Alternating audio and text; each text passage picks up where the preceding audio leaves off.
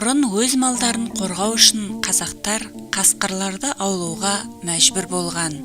Бұл жыртқыштарды әдетте жылқылармен титықтатып, кейін қасқыр шаршаған кезде оны таяқпен немесе қамшымен ұрып өлтіретін. Әсіресе үйретілген бүркіттерді пайдаланып, аң аулау тиімді болған. Қазақтар көбінесе топтарға бірігіп, қасқырларға күтпеген үйінділер ұйымдастырып, оларды жасырынған жерлерінен қуып шығатын.